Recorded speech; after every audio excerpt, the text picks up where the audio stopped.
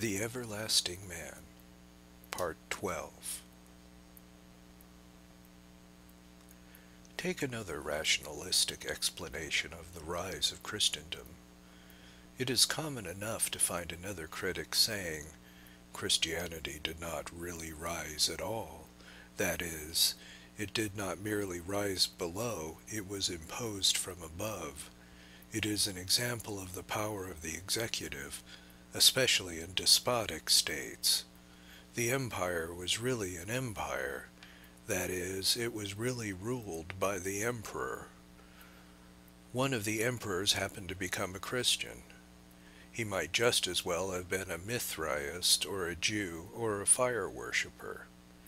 It was common in the decline of the empire for eminent and educated people to adopt these eccentric Eastern cults. But when he adopted it, it became the official religion of the Roman Empire, and when it became the official religion of the Roman Empire, it became as strong, as universal, and as invincible as the Roman Empire. It has only remained in the world as a relic of that empire, or, as many have put it, it is but the ghost of Caesar still hovering over Rome.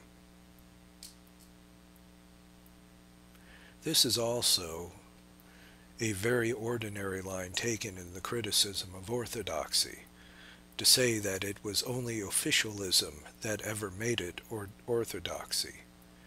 And here again we can call on the heretics to refute it. The whole great history of the Arian heresy might have been invented to explode this idea. It is a very interesting history, often repeated in this connection.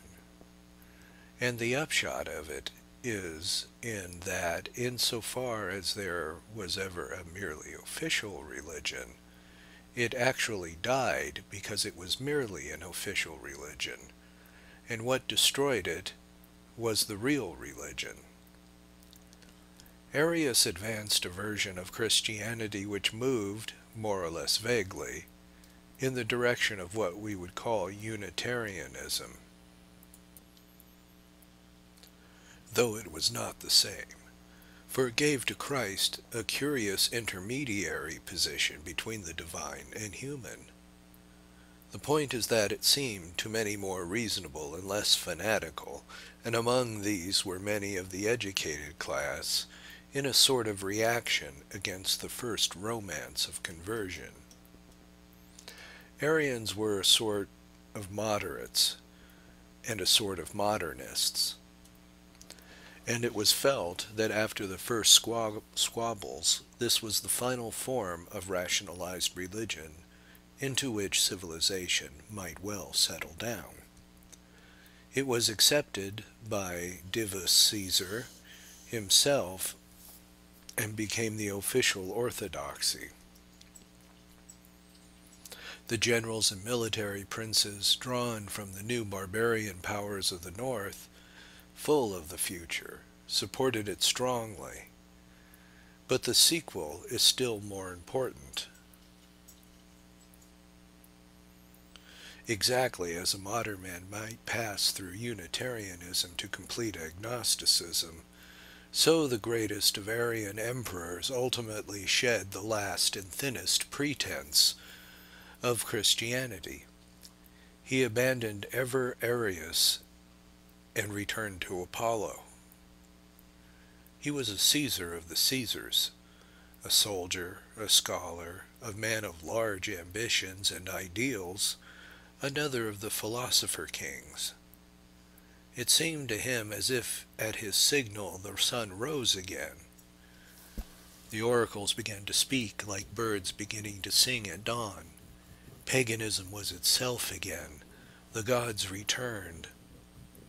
It seemed the end of that strange interlude of an alien superstition. And indeed it was the end of it, so far as there was a mere interlude of mere superstition. It was the end of it, insofar as it was the fad of an emperor or the fashion of a generation. If there really was something that began with Constantine, then it ended with Julian. But there was something that did not end. There had arisen in that hour of history, defiant above the democratic tumult of the councils of the church, Athanasius against the world. We may pause at the point at issue, because it is relevant to the whole of this religious history, and the modern world seemed to miss the whole point of it. We might put it this way. If there is one question which the enlightened and liberal have a habit of deriding and holding up as a dreadful example of barren dogma and senseless sectarian strife, it is this Athanasian question of the co-eternity of the divine Son. On the other hand, if there is one thing that the same liberals always offer us as a piece of pure and simple Christianity, untroubled by doctrinal disputes, it is the single sentence, God is love. Yet the two statements are almost identical. At least one is very nearly nonsense without the other. The barren dogma is only the logical way of stating the beautiful sentiment. For if there be a being without beginning, existing before all things, was he loving when there was nothing to be loved? If through that unthinkable eternity he is alone, and that the meaning of saying he is love,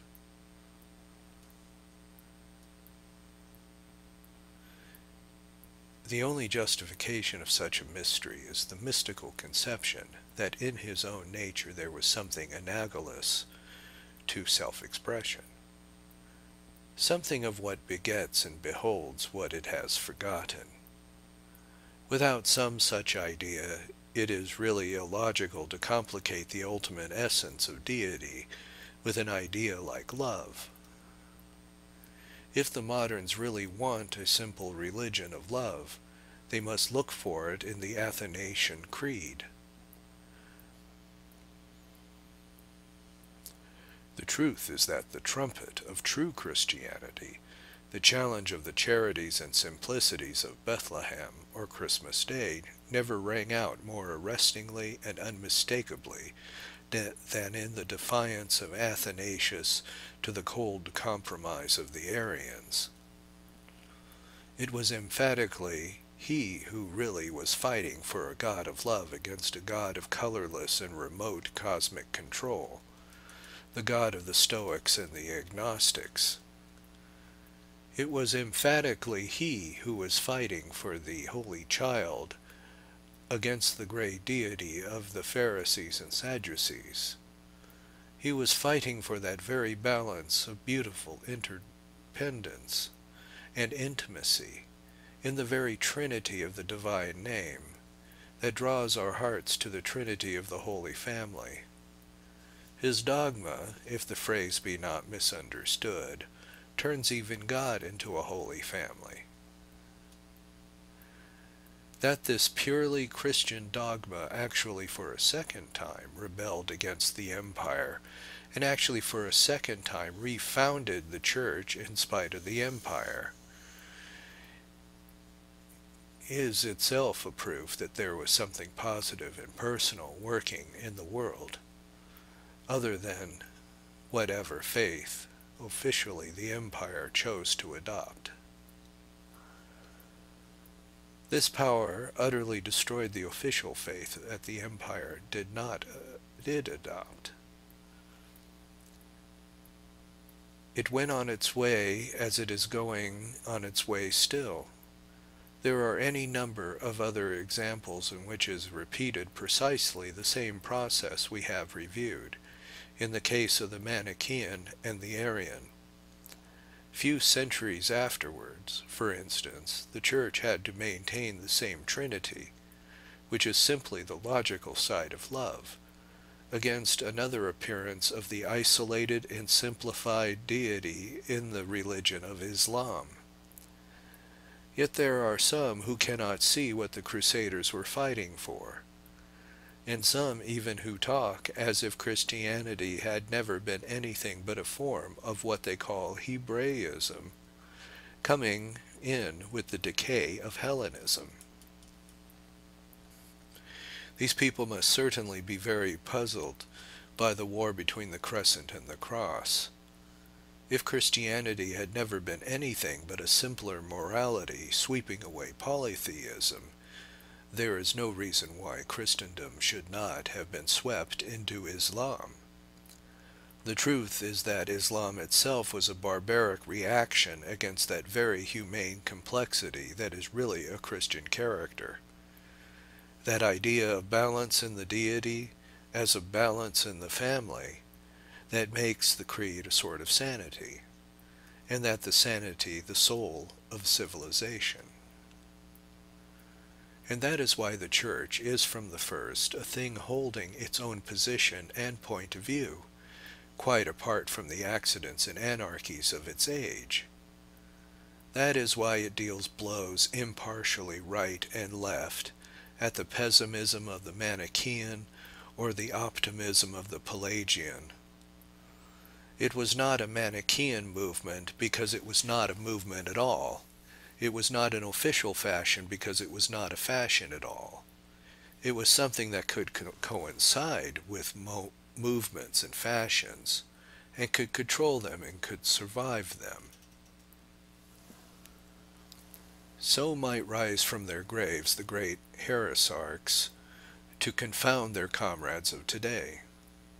There is nothing that the critics now affirm that we cannot call on these great witnesses to deny. The modern critic will say lightly enough that Christianity was but a reaction into asceticism and anti-natural spirituality, a dance of fakirs furious against life and love. But Manes, the great mystic, will answer them from his secret throne and cry, "These Christians have no right to be called spiritual. These Christians have no title to be called ascetics. They who compromised with the curse of life and all the filth of the family. Through them the earth is still foul with fruit and harvest and polluted with population. Theirs was no movement against nature, or my children would have carried it to triumph. But these fools renewed the world when I would have ended it with a gesture." And another critic will write that the Church was but the shadow of the empire, the fad of a chance emperor, and that it remains in Europe only as a ghost of the power of Rome. And Arius, the deacon, will answer out of the darkness of oblivious, "No, indeed, the world would have followed my more reasonable religion. For mine went down before demagogues and men defying Caesar, and around my champion was the purple cloak, and mine was the glory of the eagles. It was not for lack of these things that I failed." And yet a third modern will maintain that the creed spread only as a sort of panic of hellfire, men everywhere attempting impossible things and fleeing from incredible vengeance, a nightmare of imaginary remorse, and such an explanation will satisfy many who see something dreadful in the doctrine of orthodoxy. And then there will go up against it the terrible voice of Tertullian, saying, "And why then was I cast out?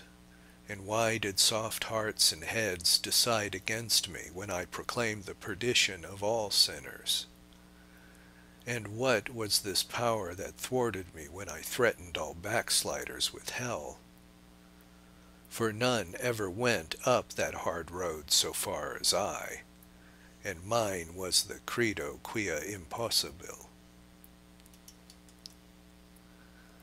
Then there is a fourth suggestion that there was something of the Semitic secret society in the whole matter, that it was a new invasion of the nomad spirit, shaking a kindlier and more comfortable paganism, its cities and its household gods, whereby the jealous monotheistic races could after all establish their jealous God.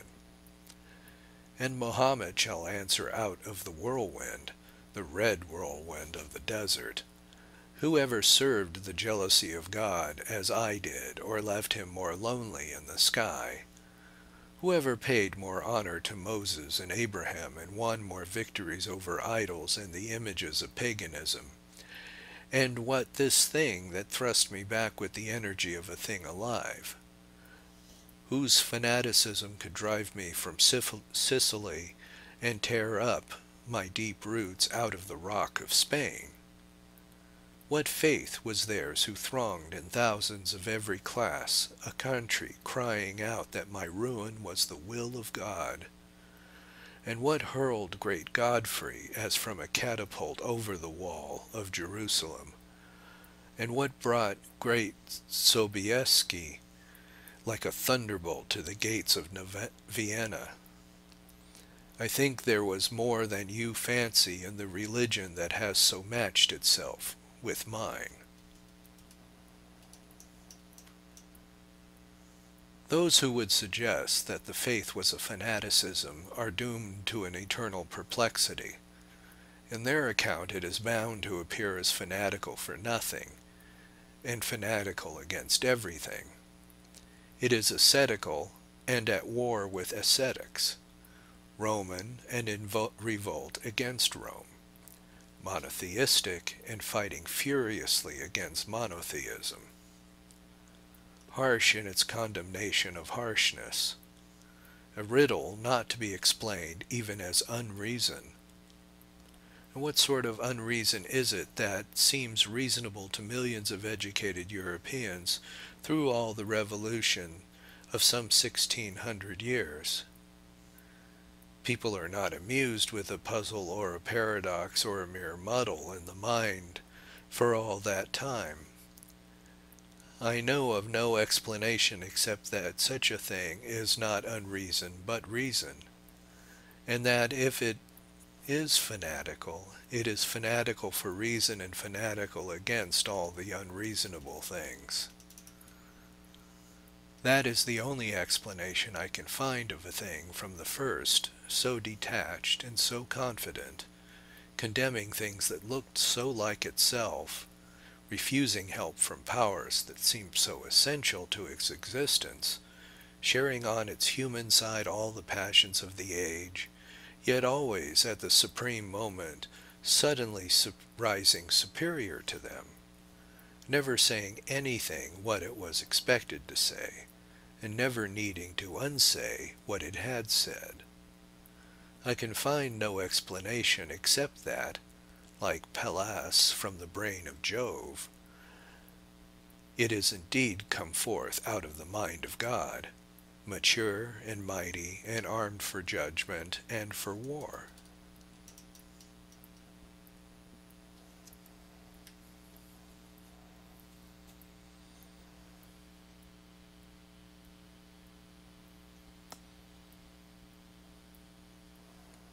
(5) The escape from paganism. The modern missionary, with his palm leaf hat and his umbrella, has become rather a figure of fun.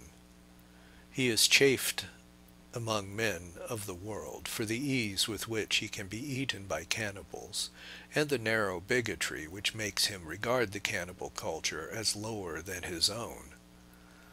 Perhaps the best part of the joke is that the men of the world do not see that the joke is against themselves. It is rather ridiculous to ask a man just about to be boiled in a pot and eaten, at a purely religious feast, why he does not regard all religions as equally friendly and fraternal. But there is a more subtle criticism uttered against the more old-fashioned missionary, to the effect that he generalizes too broadly about the heathen and pays too little attention to the difference between Mahomet and mumbo-jumbo. There was probably truth in this complaint, especially in the past, but it is my main contention here that the exaggeration is all other way at present. It is the temptation of the professors to treat mythologies too much as theologies, as things thoroughly thought out and as seriously held. It is the temptation of the intellectuals to take much too seriously the fine shades of various schools in the rather irresponsible metaphysics of Asia. Above all, it is their temptation to miss the real truth implied in the idea of Aquinas contra gentiles or Athanasius contra mundum. If the missionary says, in fact, that he is exceptional in being a Christian, and that the rest of the races and religions can be collectively classified as heathen, he is perfectly right. He may say it quite the wrong spirit, in which case he is spiritually wrong. But in the cold light of philosophy and history, he is intellectually right. He may not be right-minded, but he is right. He may not even have a right to be right, but he is right. The outer world to which he brings his creed is really something subject to certain generalizations, covering all its varieties, and is not merely a variety of similar creeds. Perhaps it is in any case too much of a temptation to pride or hypocrisy to call it heathenry. Perhaps it could be better simply to call it humanity. But there are certain broad characteristics of what we call humanity, while it remains in what we call heathenry. They are not necessarily bad characteristics. Some of them are worthy of the respect of Christendom. Some of them have been absorbed and transfigured into the substance of Christendom. But they existed before Christendom, and they still exist outside Christendom, as certainly as the sea existed before a boat and all around a boat. They have a strong and as universal and as unmistakable a savor as the sea. For instance, all real scholars who have studied Greek and Roman culture say one thing about it. They agree that in the ancient world, religion was one thing and philosophy quite another. There was very little effort to rationalize and at the same time to realize a real belief in the gods. There was very little pretense of any such real belief among the philosophers, but neither had the passion, or perhaps the power, to persecute the other save in particular and peculiar cases, and neither the philosopher in his school nor the priest in his temple seemed ever to have seriously contemplated his own concept as covering the world. A priest sacrificing to Artemis in Calydon did not seem to think that people would one day sacrifice to her instead of to Isis beyond the sea. A sage following the vegetarian rule of the Neo-Pythagoreans did not seem to think it would universally prevail and exclude the methods of Epictetus or Epicurus. We may well call this liberality if we like. I am not dealing with an argument but describing an atmosphere. All this, I say, is admitted by all scholars. But what neither the learned nor the unlearned have fully realized, perhaps, is that this description is really an exact description of all non-Christian civilization today, and especially of the great civilizations of the East. Eastern paganism really is much more of a piece, just as ancient paganism was much more all of a piece than the modern critics admit. It is a many-colored Persian carpet, as the other was a varied and tessellated Roman pavement. But the one real crack right across that pavement came from the earthquake of the crucifixion.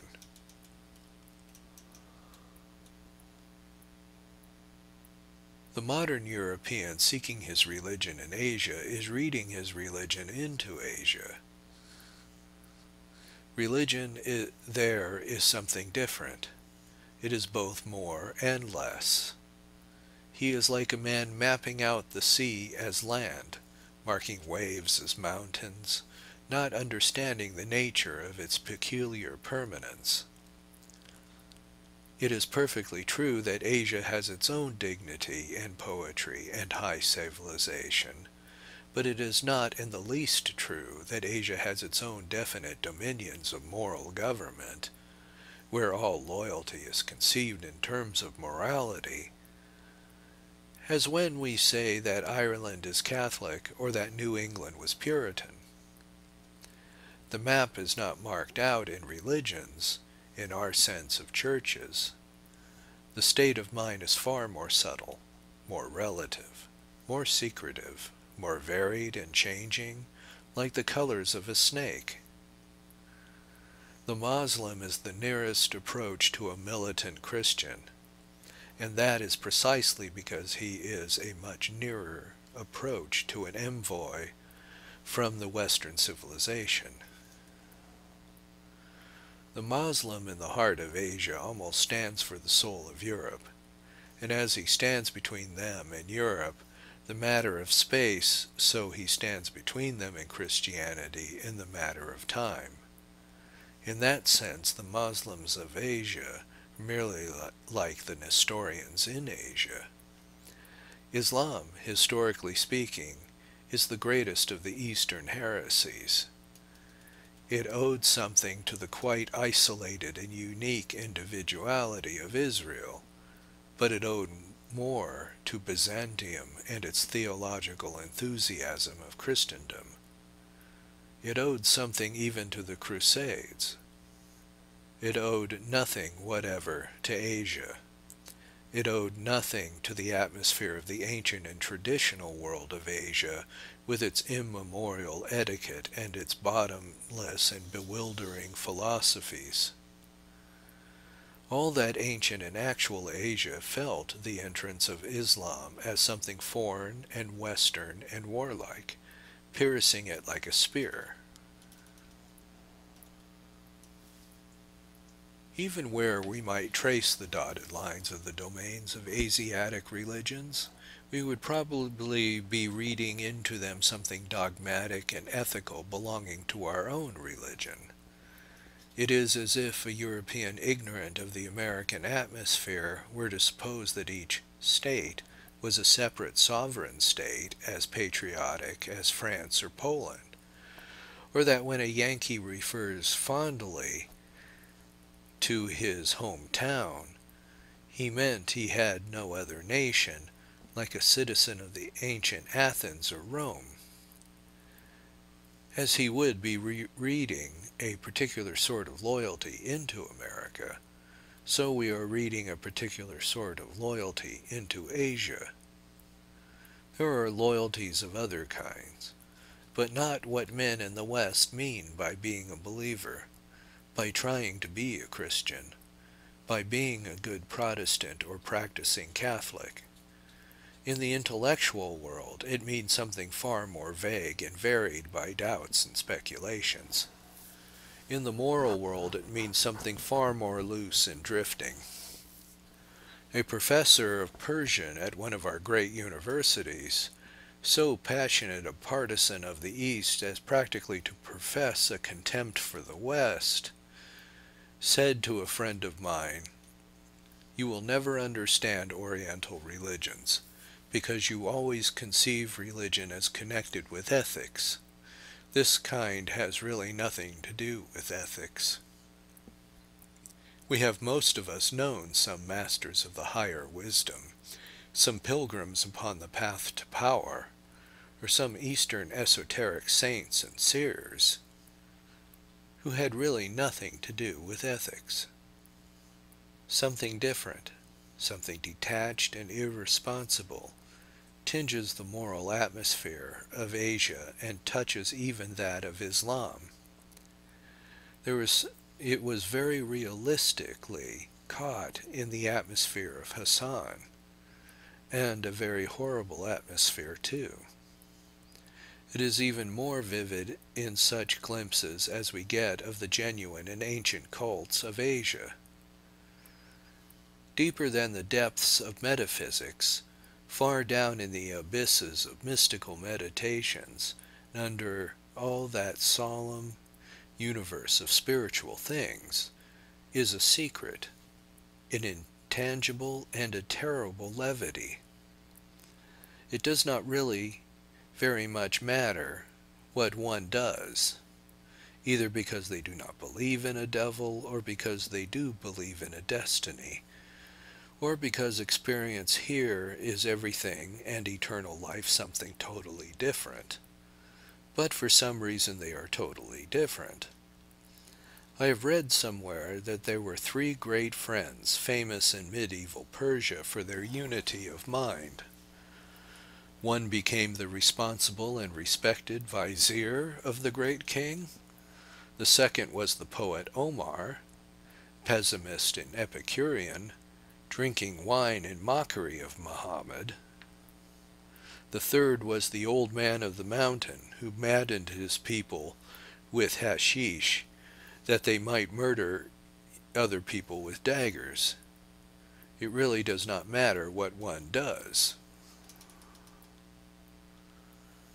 The Sultan in Hassan would have understood all those 3 men. Indeed, he was all those 3 men. But this sort of universalist cannot have what we call a character. It is what we call a chaos. He cannot choose, he cannot fight, he cannot repent, he cannot hope. He is not in the same sense creating something, for creation means rejection. He is not in our religious making his soul. For our doctrine of salvation does really mean a labor like that of a man trying to make a statue beautiful, a victory with wings. For that there must be a final choice, for a man cannot make statues without rejecting stone.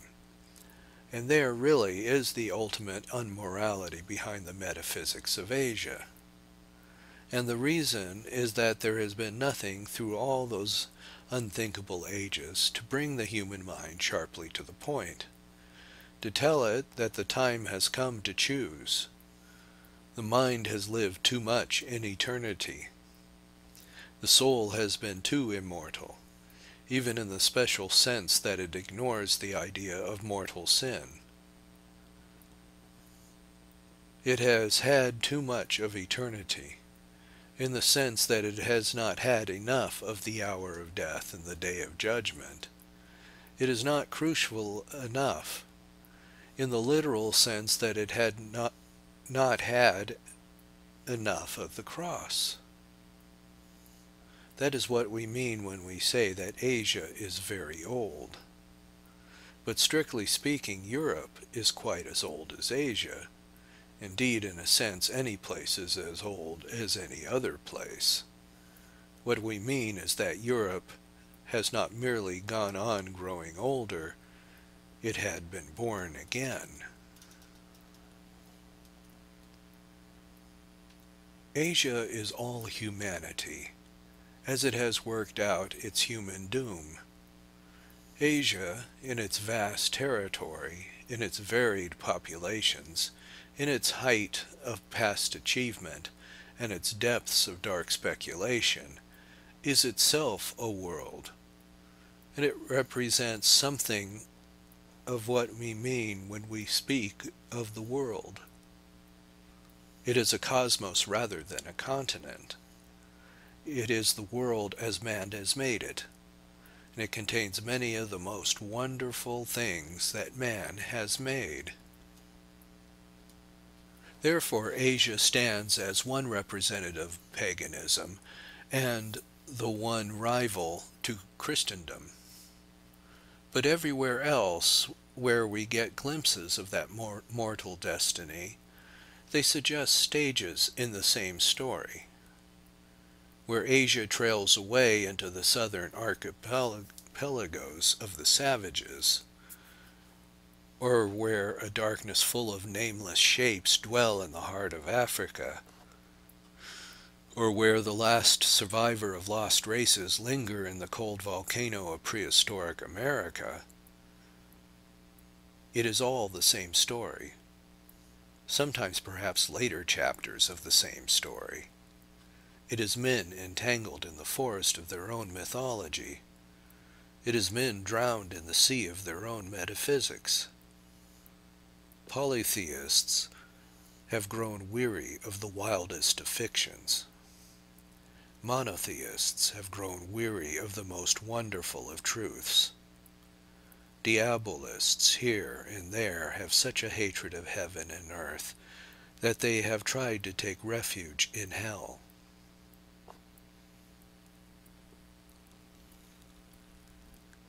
It is the fall of man, and it is exactly that fall that was being felt by our own fathers at the first moment of the Roman decline. We are also going down that side road, down that easy slope, following the magnificent procession of the high civilizations of the world.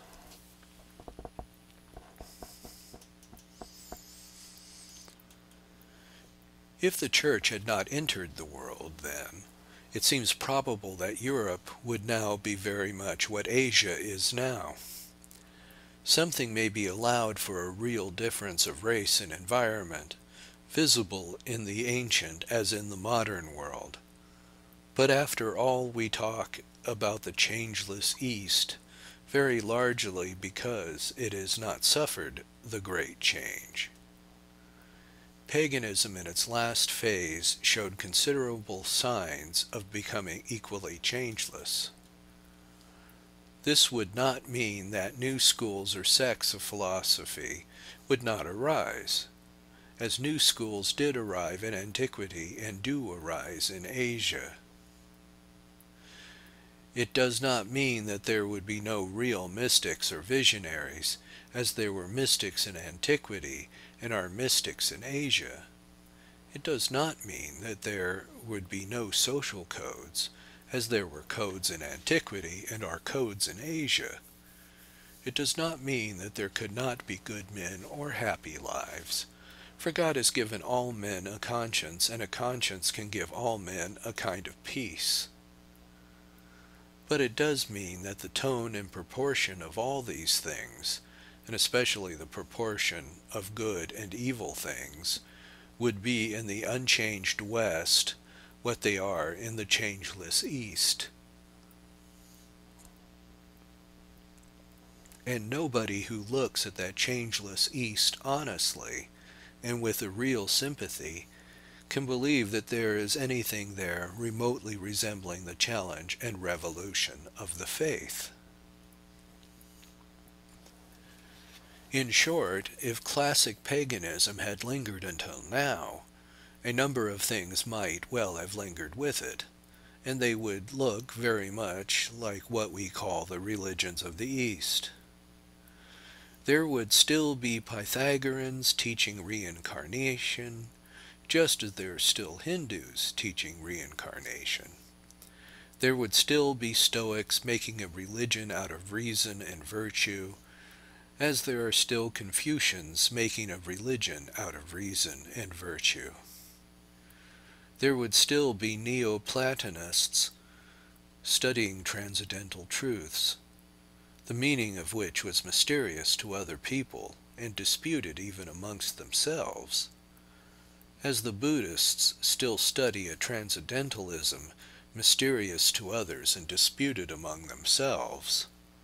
There would be an intelligent Apollonians, apparently worshipping the sun god, but explaining that they were worshipping the divine principle. Just as there are still intelligent Parsis, apparently worshipping the sun, but explaining that they are worshipping the deity. They would still be wild Dionysians dancing on the mountain as there are still wild dervishes dancing in the desert. There would still be crowds of people attending the popular feasts of the gods, in pagan Europe as in pagan Asia. There would still be crowds of gods, local and other, for them to worship. And there would still be a great many more people who worshiped them than people who believed in them. Finally, there would still be a very large number of people who did worship gods and did believe in gods, and who believed in gods and worshipped gods simply because they were demons. There would still be Levantines secretly sacrificing to Moloch, as there are still thugs secretly sacrificing to Kali. There would still be a great deal of magic, and a great deal of it would be black magic. There would still be a considerable admiration of Seneca, and a considerable imitation of Nero, just as the exalted epigrams of Confucius would exist with the tortures of China, and over all that tangled forest of traditions growing wild or withering would brood the broad silence of a singular and even nameless mood, but the nearest name of it is nothing. All these things, good and bad, would have an indescribable air of being too old to die.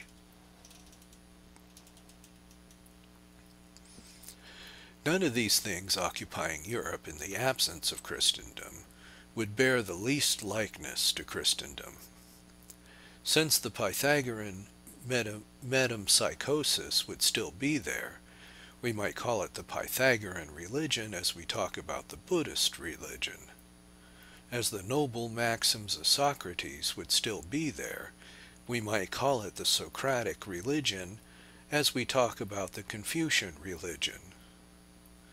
As the popular holiday was still marked by a mythological hymn to Adonis, we might call it the religion of Adonis as we talk about the religion of Juggernaut. As literature would still be based on Greek mythology, we might call that mythology a religion, as we call the Hindu mythology a religion.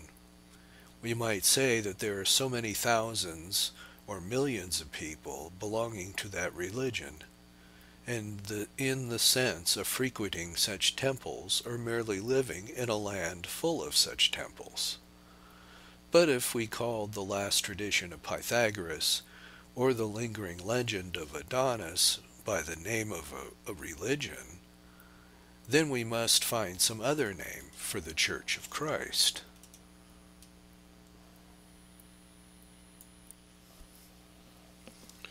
If anybody says that philosophic maxims presented through many ages are mythological temples frequented by many people, are things of the same class and category as the Church, it is enough to answer quite simply that they are not.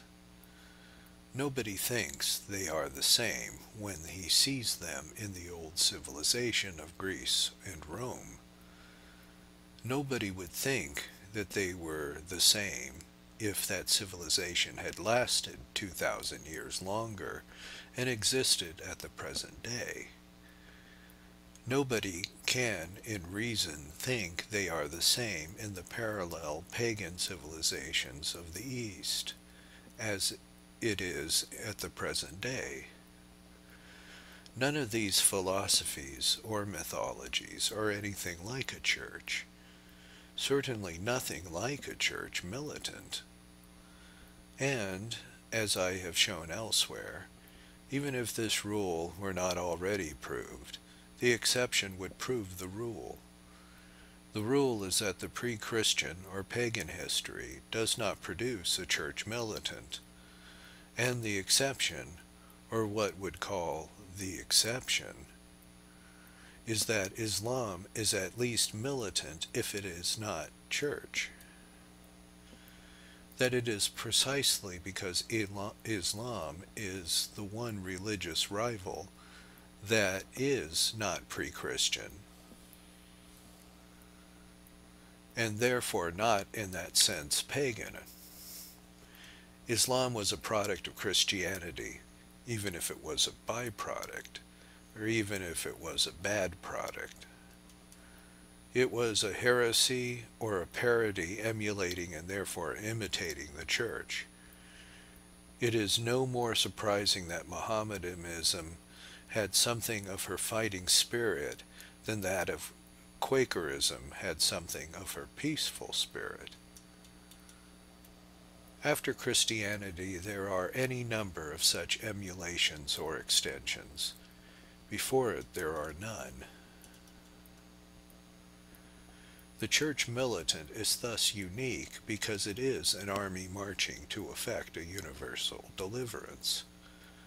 The bondage from which the world is thus to be delivered is something that is very well symbolized by the state of Asia as by the state of pagan Europe. I do not mean merely their moral or immoral state.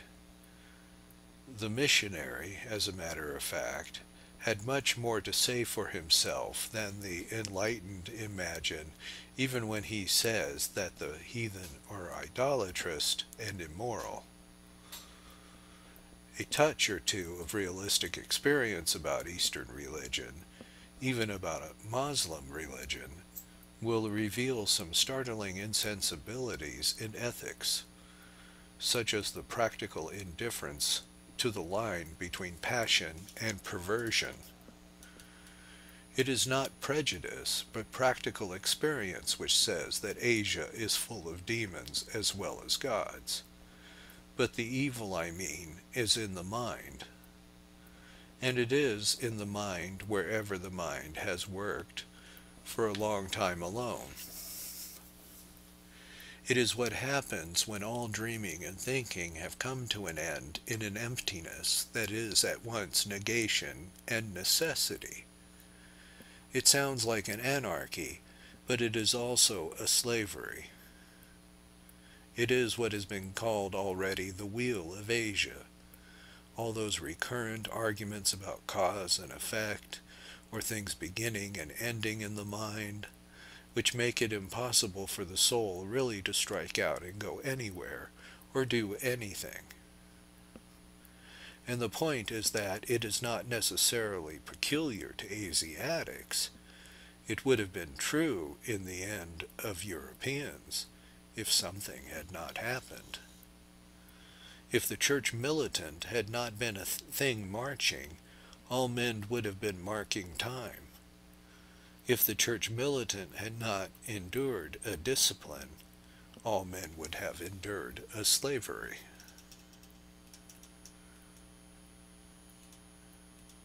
What that universal yet fighting faith brought into the world was hope.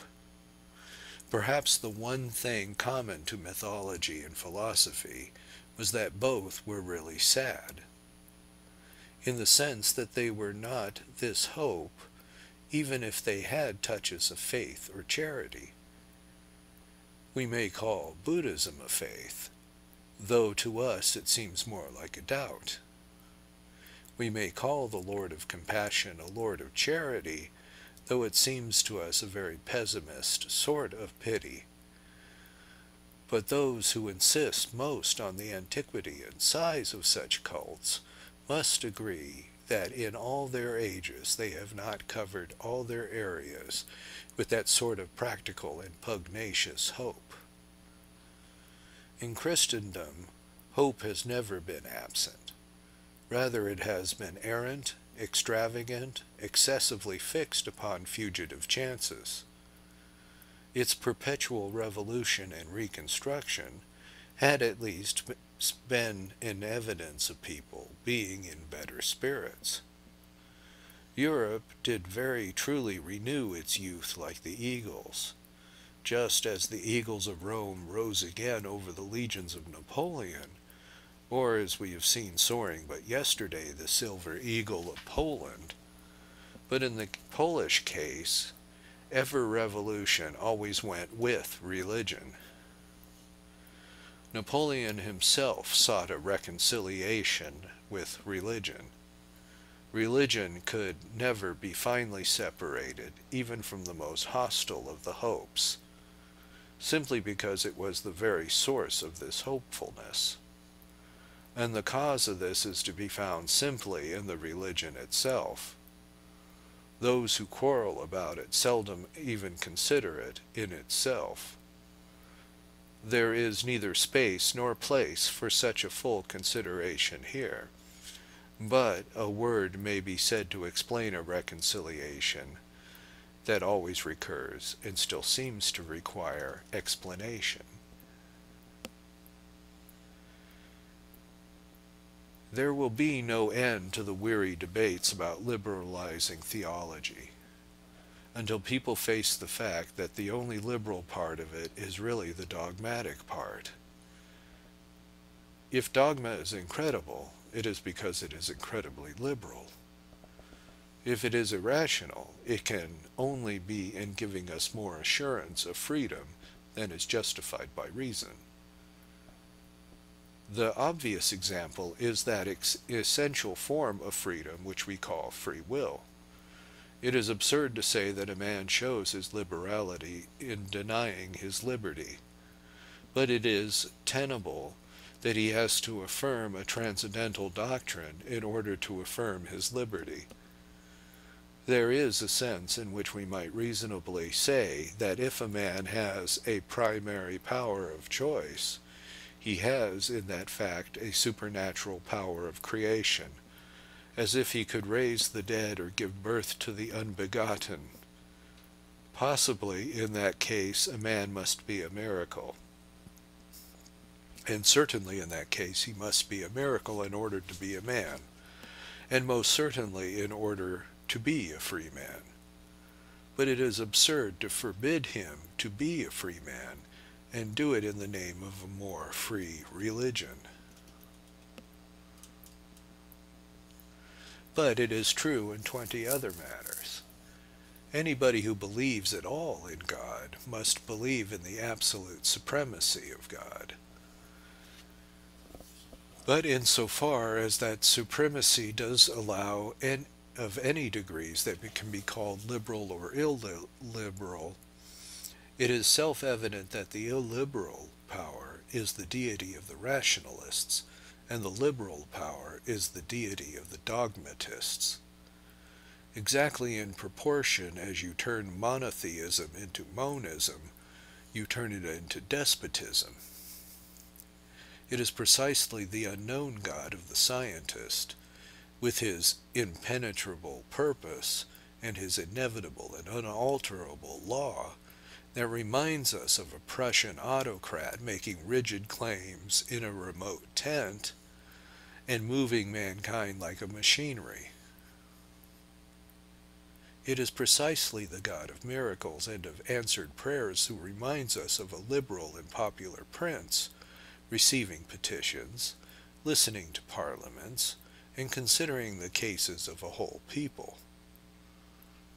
I am not now arguing the rationality of this conception in other respects. As a matter of fact, it is not, as some suppose, irrational. For if there is nothing irrational in the wisest and most well-informed king acting differently according to the action of those he wishes to save. But I am here only noting the general nature of liberality, or a free or enlarged atmosphere of action. In this respect, it is certain that the king can only be what we call magnanimous, if he is what some call capricious. It is the Catholic who has the feeling that his prayers do make a difference when offering for the living and the dead, who also has the feeling of living in like a free citizen in something almost like a constitutional commonwealth. It is the monist who lives under a single iron law, who must have the feeling of living like a slave under a sultan. Indeed, I believe that the original use of the word suffragism, which we now use in politics for a vote, was that employed in theology about a prayer. The dead in purgatory were said to have suffrages of the living, and in this sense of sort of right of petition to the supreme ruler, we may truly say that the whole of the communion of saints, as well as the whole church militant, is founded on universal suffrage. But, above all, it is true of the most tremendous issue, of that tragedy which has created the divine comedy of our creed. Nothing short of the extreme and strong and startling doctrine of the divinity of Christ will give that particular effect that can truly stir the popular sense like a trumpet. The idea of the king himself serving in the ranks like a common soldier. By making that figure merely human, we make that story much less human. We take away the point of the story which actually pierces humanity, the point of the story which was quite literally the point of a spear. It does not especially humanize the universal to say that good and wise men can die for their opinions, any more than it would be any sort of uproariously popular news in an army that good soldiers may easily get killed. It is no news that King Leonidas is dead any more than Queen Anne is dead. And men do not wait for Christianity to be men, in the full sense of being heroes. But if we are describing, for the moment, an atmosphere of what is generous and popular and even picturesque, any knowledge of human nature will tell us that no suffering of the sons of men, or even of the servants of God, strike the same note as the notion of the master suffering instead of his servants. And this is given by the theological and emphatically not by the scientific deity. No mysterious monarch hidden in his starry pavilion at the base of the cosmic campaign is at least like that celestial rivalry of the captain who carries his 5 wounds in the front of battle. What the denouncer of dogma really means is that dogma is bad, but rather that dogma is too good to be true. That is, he means that dogma is too liberal to be likely. Dogma gives man too much freedom when it permits him to fall. Dogma gives even God too much freedom when it permits him to die. That is what the intelligent skeptics ought to say. It is not in the least my intention to deny that there is something to be said for it. They mean that the universe is itself a universal prison, that existence itself is a limitation and control, and it is not for nothing that they call causation of chain. In a word, they mean quite simply that they cannot believe these things, not in the least that they are unworthy of belief. We say, not lightly, but very literally, that the truth has made us free. They say that it makes us so free that it cannot be the truth. To them it is like believing in fairyland to believe in such freedom as we enjoy. It is like believing in men with wings to entertain the fancy of men with wills. It is like accepting a fable about a squirrel in conversation with a mountain to believe in a man who is free to ask or a God who is free to answer. This is a manly and a rational negation for which I, for one, shall always show respect.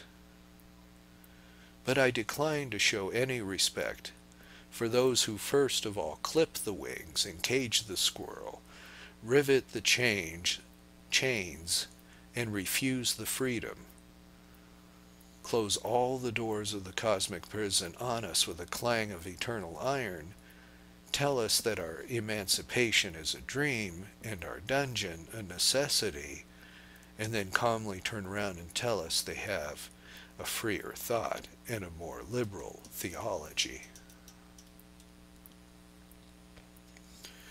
The moral of all this is an old one, that religion is revelation.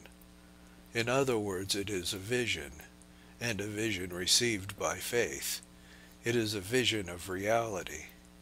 The faith consists in a conviction of its reality. That, for example, is the difference between a vision and a daydream, and that is the difference between religion and mythology. That is the difference between faith and all that fancy work, quite human and more or less healthy, which we considered under the head of mythology. There is something in the reasonable use of the very word vision that implies two things about it.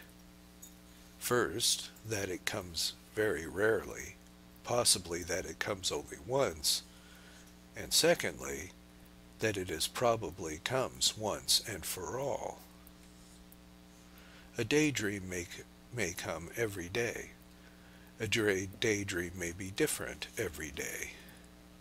It is something more than the difference between telling ghost stories and meeting a ghost.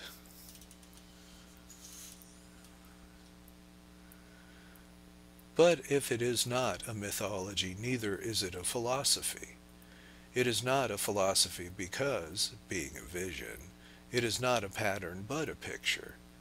It is not one of those simplifications which resolve everything into an abstract explanation, as that everything is recurrent, or everything is relative, or everything is inevitable, or everything is elusive.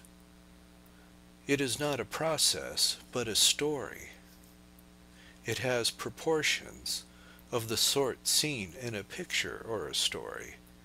It is not the regular repetitions of a pattern or a process, but it replaces them by being convincing, as a picture or a story is convincing. In other words, it is exactly, as the phrase goes, like life. For indeed it is life. An example of what is meant here might well be found in the treatment of the problem of evil. It is easy enough to make a plan of life of which the background is black, as the pessimists do, and then admit a speck or two of stardust more or less accidental, or at least in the literal sense insignificant. And it is easy enough to make another plan on the white paper, as the Christian Scientists do, and explain or explain away somehow such dots or smudges as may be difficult to deny. Lastly, it is the easiest of all, perhaps, to say as the dualists do, that life is like a chessboard in which the two are equal, and can be as truly said to contrast of white squares on a black board, or of black squares on a white board. But every man feels in his heart that none of these three paper plans is like life, that none of these worlds is one in which he can live. Something tells him that the ultimate idea of a world is not bad or even neutral. Staring at the sky or the grass or the truths of mathematics, or even a new-laid egg, he has a vague feeling like the shadow of that saying of the great Christian philosopher, St. Thomas Aquinas, "Every existence, as such, is good." On the other hand, something else tells him that it is unmanly and debased and even diseased to minimize evil to a dot or even a blot. He realizes that optimism is morbid, even if is possible, even more morbid than pessimism. These vague but healthy feelings, if he followed them out, would result in the idea that evil is in some way an exception, but an enormous exception, and ultimately that evil is an invasion, or yet, more truly, a rebellion. He does not think that everything is right, or that everything is wrong, or that everything is equally right and wrong. But he does think that right has a right to be right, and therefore a right to be there, and wrong has no right to be wrong, and therefore no right to be there. It is the prince of the world, but is also the usurper. So he will apprehend vaguely what the vision will give him vividly, no less than all that strange story of treason in heaven and the great desertion by which the evil damaged and tried to destroy a cosmos that it could not create. It is a very strange story, and its proportions and its lines and colors are as arbitrary and absolute as the artistic composition of a picture. It is a vision with which we do in fact symbolize in pictures by titanic limbs and passionate tints of plumage, all that abysmal vision of falling stars and the peacock panoplies of the night. But that strange story has one small advantage over the diagram. It is like life.